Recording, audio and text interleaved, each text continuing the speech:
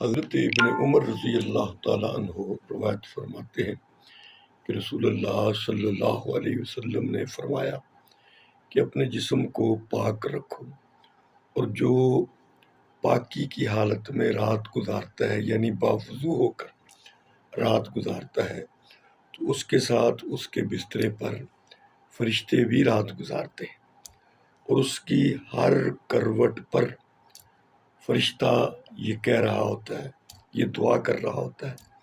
اے اللہ اس بندے کی مغفرت فرما، بخشش فرما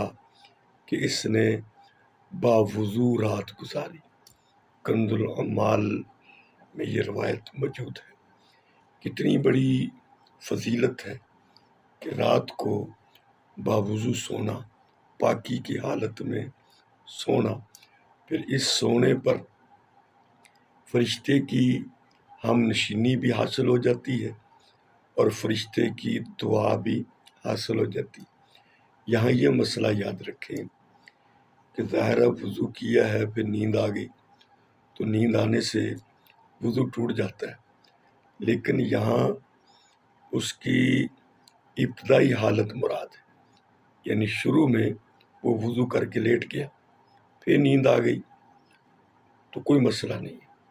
ابتداً کیونکہ اس کا وضو تھا